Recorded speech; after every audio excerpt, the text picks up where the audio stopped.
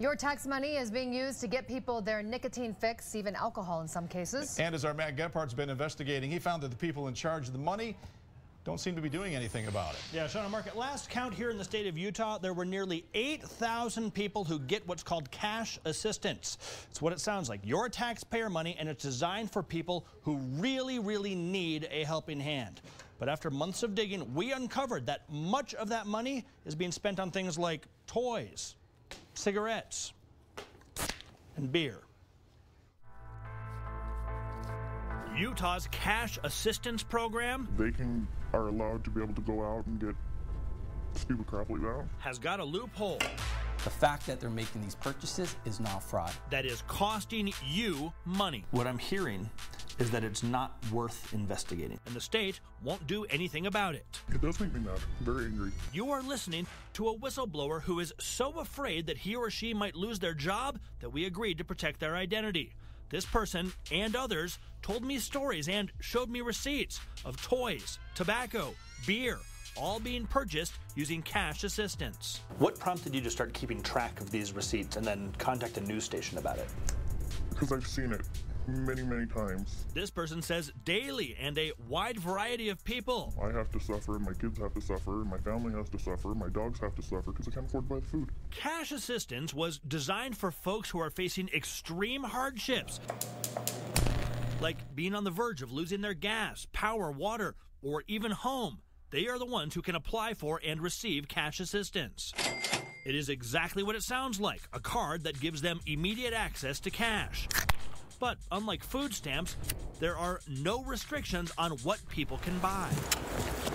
Cash assistance is managed by the Utah Department of Workforce Services. What do you make of these receipts? So I took it to spokesperson Nate McDonald.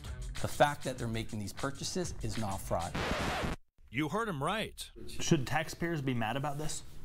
Well, I don't think they should be happy about this. Okay, but as we dug deeper, we did find this. Federal rules that say where cash assistance cannot be used. They cannot be used at liquor stores, casinos, or strip clubs. It's where you can't use it that the federal government has regulations in place to prevent. And so clearly, I think that would imply that they don't want to. If you can't use it at a liquor store, and if you can't use it at an adult entertainment facility, and if you can't use it as a casino, then they clearly are saying, right, that you're not supposed to buy beer, you're not supposed to buy strippers, you're not supposed to buy gambling. So the question mark now then comes down to what can you put in place to prevent this from occurring? McDonald says the system is designed to be as flexible as cash itself, and preventing bogus purchases would be costly. What I'm hearing is that it's not worth investigating. The number of instances that we believe are out there that this would be are small enough that it would not justify the cost that would take to implement something of that nature. Is it just a few bad apples, do you think? I don't think so. I told this cashier what the state told me. Their response? If regulators won't fight abuse, who will? Don't make it so easy for people to abuse it. Now, we do have some developing news out of all of this. Shortly after we did that interview, I heard from state officials who told me as a direct result of this investigation, they believe indeed it should be against the rules for people to be able to buy cigarettes and alcohol using cash assistance. In order to make a rule change like that, it requires taking public comment. There's going to be a 30-day public comment period starting this